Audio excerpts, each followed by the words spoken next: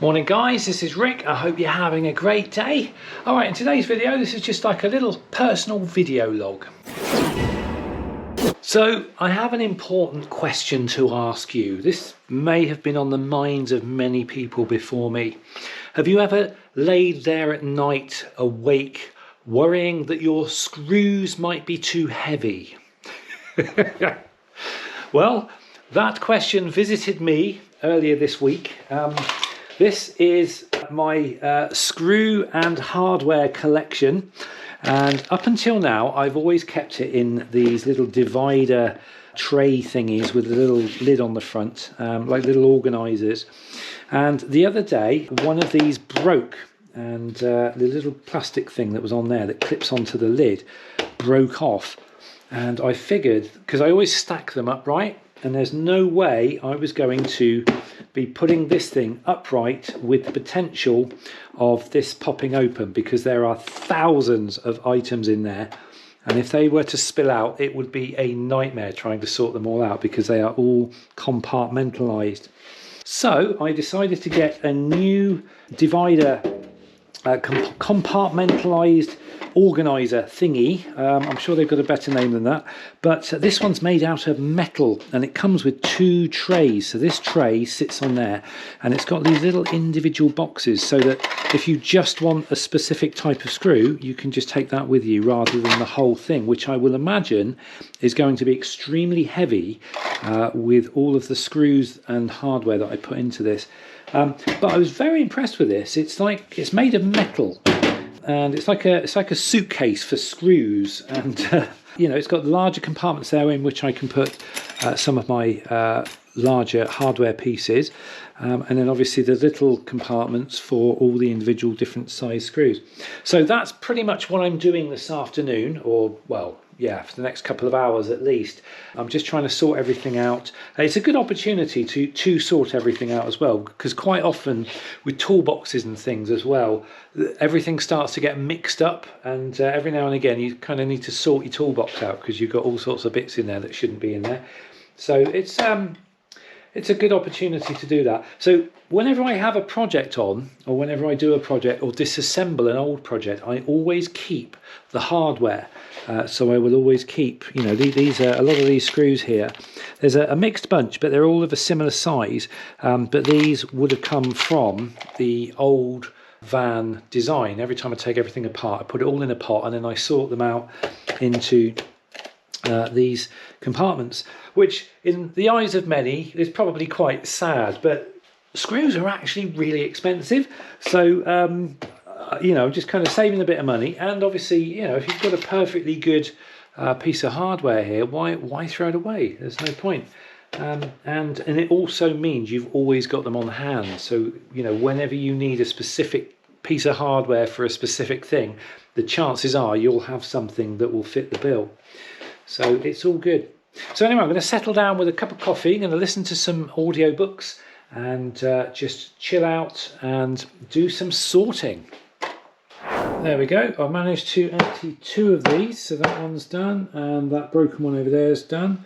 And this is the new arrangement. It took only about an hour and a half in the end, and I just basically got a load of hardware and a few odd screws, and then these are all specific size screws. So let's just lift this in here. It's very heavy. That's quite heavy, but hopefully that'll get it straight in there. Is that right? Yeah, that's it.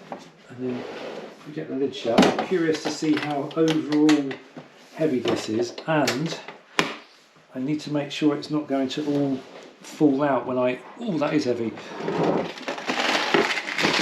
to put it on its side. That's heavy, but I can work with it. Alright, let's make sure nothing has fallen out. That's perfect. Everything has stayed in its individual little container, that's good. Just double check underneath. Yep, perfect. Excellent. So that should save a little bit of space as well in the storage area. Good, brilliant. Good morning. It's the next day, actually it's 2 days later, and I'm just looking at my conservatory. It's early in the morning and hopefully you can see that. The frost on here is unbelievable. It's got some amazing frosty patterns everywhere. It was -7 degrees last night. Actually it's quite cold in this conservatory, so I'm going to go indoors. But yes, -7 overnight. We've got frost everywhere. And I just got up. What time is it? Oh, it's 9:30. Having a relaxing day today. But I am going to go out to the van and try a thing. Now, you may have remembered from my camping video, which I'm assuming was the last video that I put up, I was having some trouble with the heater. When I turned it up and down with that little dial, it was either like number 1 position was like minimum, and then number 2 position onwards was full blast, and I had no variation between the two. So what I've decided to do is fit a new switch. Now, I'm not sure whether this is going to fix the problem or not, but I thought I'd have a go. These are not particularly expensive. I think it was about 12 quid for a new one. And it should be a fairly straightforward case of unscrewing the one that's already on there, unplugging it, and then plugging the new one in and then putting it up. So I should go into the van shortly and try swapping them out, and then we'll give the heater a little try and see what happens. But before I do anything, I'm going to warm up and have a cup of coffee. So I'll see you in a moment.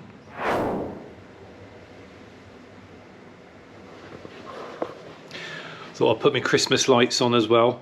I haven't used these much. I put these in when I was doing the DJing, and I haven't done any of that for a little while. But I am quite happy to sort of keep this in because it's quite invisible until you actually switch it on. So it sort of doubles up as Christmas lights as well. So that's the whole room. It's got this whole lighting thing going on. Hopefully you can see it. But I love these lights with the individual addresses so that you can have multiple colours at the same time. On the earlier versions, it was just like you could only have one colour at a time. But these, you've got all sorts of patterns that you can do. I won't go through them all, but yeah, it just makes my little Christmas lights. I was going to put the big tree up this year, but to be honest, because I've got my bench seat from the van out in the conservatory, I've had to bring this seat in here. Now, normally the big Christmas tree goes there, but obviously I haven't got the space for it at the moment, so I just thought I'd stick with the little one. But I've got some chocolates on the tree, which are quite nice. I have had 1 or 2 of them, but basically I don't go for Christmas tree chocolates because they all taste a bit rubbish. So what I tend to do is get whatever my favourite chocolate is. In this case it's the Malteser truffles, and I'll buy a little packet of them and I'll just stuff them on the tree. If I'm feeling particularly generous, I might actually tie a little bit of cotton around them and hang them on the tree, but I was particularly lazy this time, so I've just stuffed them on the tree. So at least if I get guests come, they've got a little chocolate from the tree. Right, let's go and sort out this heater. Right, let's just get my toolkit out.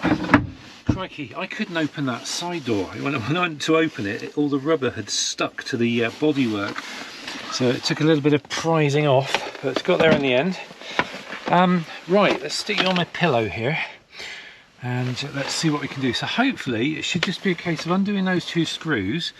I might need to just pull these bits out.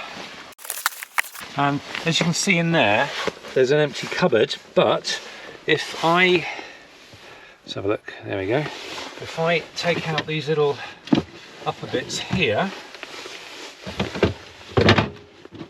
then all the wiring then becomes available to me. And what I need to change over is this little plug here. This is the heater plug, so it should be a case of undoing this one and plugging the new one in.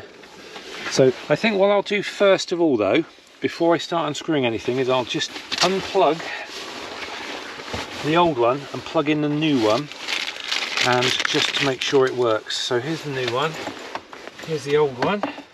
I'm sure I can figure out how to unplug it. There we go. Plug in the new one, power on. There we go. Was that my imagination or was there a delay? No, that's fine. Okay, so that's all lit up. So here we go. On. It's on full blast. The heater's starting up. All right, let's give that a minute. We'll let it start up, get fired up, get some heat in here, and then hopefully I should be able to turn it down, and the heater should slow down as I turn it down. Yep, cold air coming out at the moment. It has to do a thing for about a minute where it just sort of pushes air through. I think it just sort of clears everything before it actually starts trying to fire up. The other thing I needed to do, and I've got it here, is I need to install this soiree charger. Now, I was trying to debate whether to leave this permanently connected inside the cupboard or whether I should just leave it in the tray and just connect it up when I need it. Basically, the solar panels that come off the roof, they go into a two-way splitter just back here, or it's back here actually, and then one of the cables goes off to all the electrics in the van, and then it leaves two spare sockets just hanging in the cupboard here, on which I can attach anything, so I can tap into the solar panels. And the only thing I will need is the soiree battery. So I think, to be honest, I think it's probably best if I just plug them in when I need them, otherwise they might get in the way or might get caught. So I'm just going to leave them in the box there. But I went to charge the soiree battery when I was camping last time, and I'd actually forgotten that lead and I couldn't do it. Right, let's have a listen to the heater.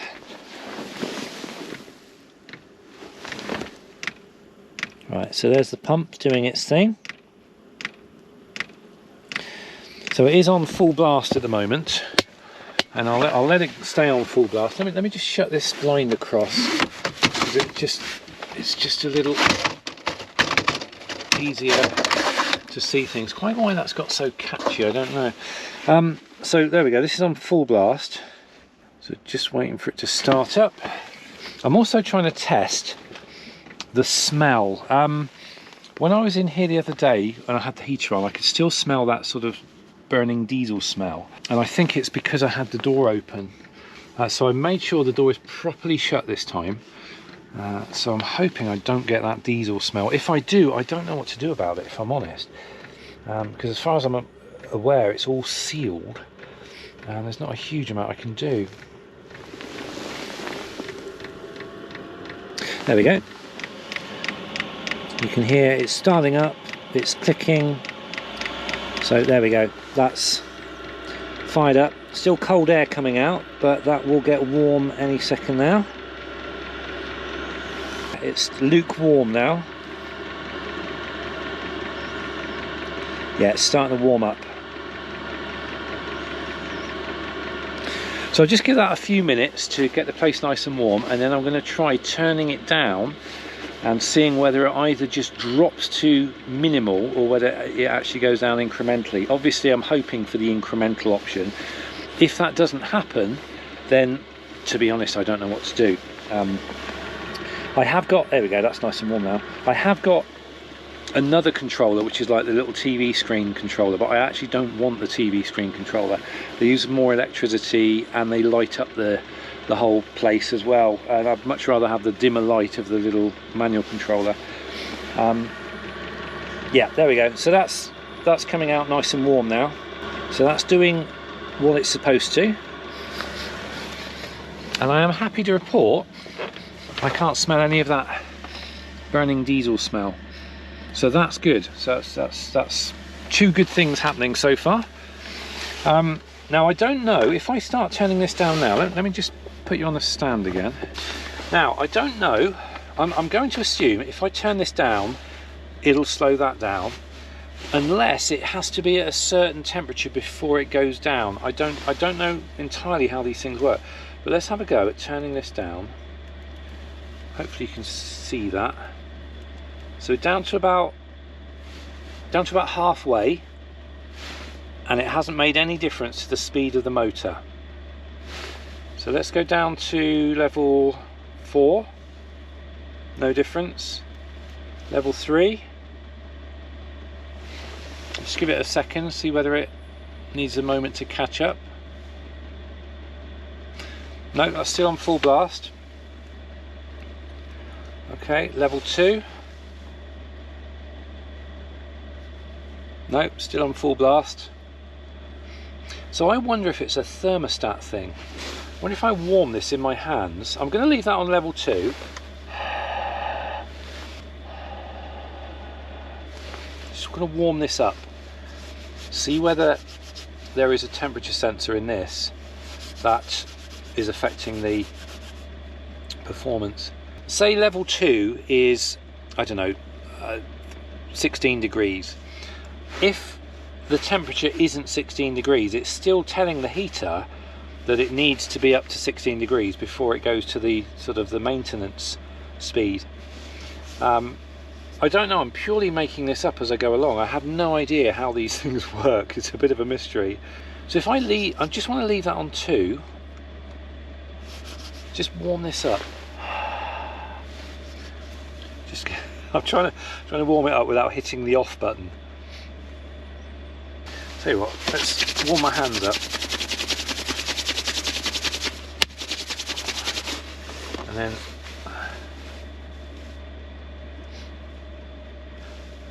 it's slowing down. I think I've finally cracked it. I think I figured it out. In which case, I don't think there's anything wrong with the original one. Right, so I left that on 2. As soon as this warmed up, it slowed down. So I think I've just sussed out how this works. So let me just put that up to 3. So I've put it up to 3. It's gone to full blast again. So once again, let me warm that up. So there must be a thermostat or a temperature sensor inside this thing, and I'm guessing it's designed to go full blast to get it up to the temperature that this is set at, after which time it will slow down to just like a maintenance level. So that should be, yes, it's working. Okay, so I've warmed that up in my hands, and now that's on level 3. Right, okay, brilliant. So I think I've solved the mystery. There's actually nothing wrong with this one or this one. They're doing exactly what it says on the tin. The problem was not the heater, it was the operator. Didn't know what they were doing. I can turn it off now. But I'm really pleased I've sussed that out.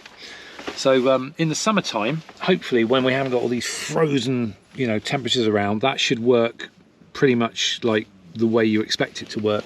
But in these extreme colds, like I say, it was still going at full blast, even on sort of level 2. But well, that's good. I can smell very, very faint, sort of combusted diesel smell, but nowhere near as bad as it was. Now I did actually have to bend the exhaust down a little bit. What I did find the other day was the exhaust was pointing back towards a little cross member of the van, and so somehow where it had settled down, it had gone up a little bit. So I bent the exhaust further down, so it's now pointing down at the road. And I wonder if that might have had something to do with it, because where it was pointing against the bodywork, it might have been forcing it in somewhere. But there we go. And carbon monoxide detectors 0 and 0. So all good. So I just need to wait for this to do its shutdown cycle, and then I'm going to swap this back over to the original plug, and I think I'm quite happy to live with that one. What I'll do is I'll leave this one in the little box there, just in case for any reason I have any trouble with that one. I've got a spare one here. I also want to say a big thanks to everybody who has been leaving comments and suggestions all throughout the van build videos. I couldn't reply to them in real time as such, simply because they were a couple of weeks behind reality. I was basically doing the videos as I was doing the van build, but I've been drip feeding them up sort of every sort of 2 or 3 days. So we're sort of falling behind real time, if you see what I mean. So for example, when I was putting up the cupboards video, where I was putting these cupboards up, I'd actually already been camping by then, so so it was all, like I say, a little bit out of sync with reality. But I really appreciate a lot of the suggestions and ideas that some of you guys had given me, and they really helped the old grey matter to churn over and sort of come up with new ideas. I did have a lot of comments on curtain suggestions for here. A lot of people said, why don't you go for the elastic netting?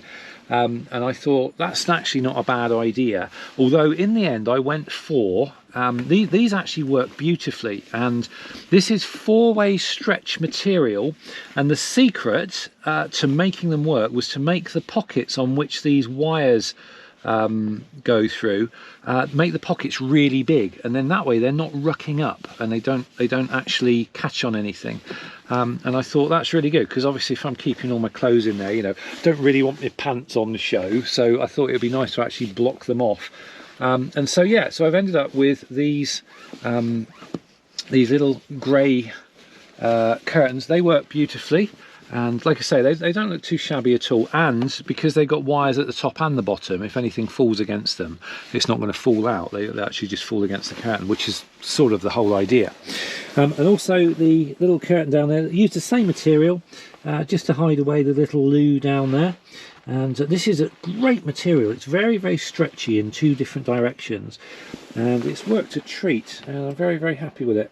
So all I've got to do now is stop my microwave from sliding around. I haven't figured that out yet. I still keep putting these anti-slip mats under the feet, but for some reason it just doesn't seem to be enough to hold it in place. The problem is I still need to be able to move it, because I need access to the plug back there sometimes. But never mind, that's just another first world problem I can live with.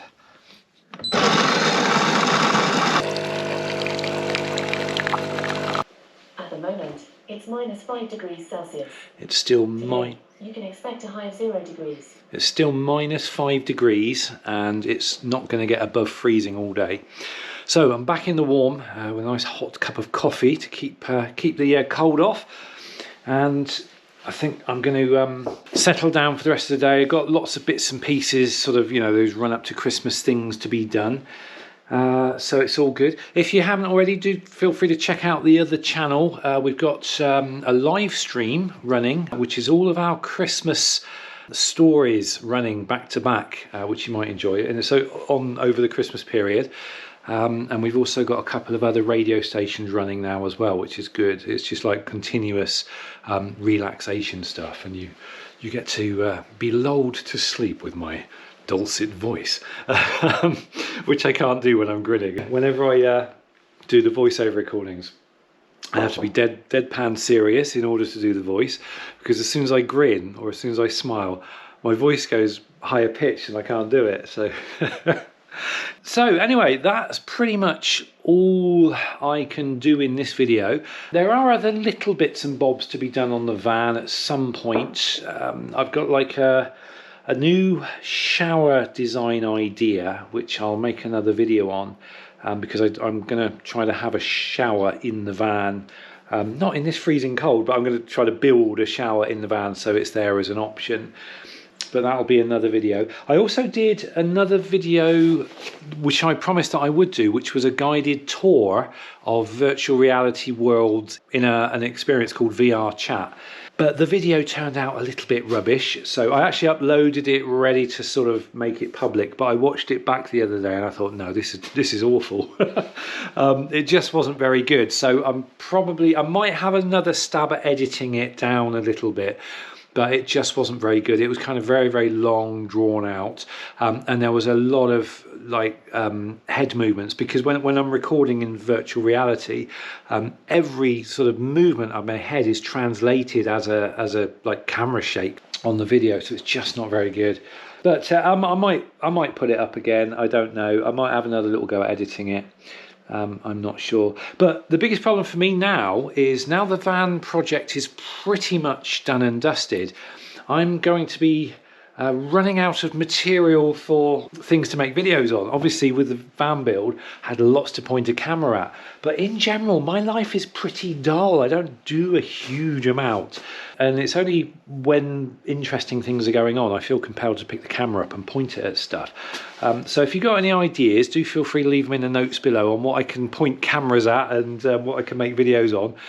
I'm sure I'll just pick the camera up from time to time and just make little personal video logs, if nothing else. I'm trying to think, there was something else I wanted to mention, but it's gone. I need to write these things down. But if I think of it, no doubt I'll mention it in another video. But that is it for this video. So thank you for watching. Have a great rest of the day, and I will see you in the next video. Until then, take care.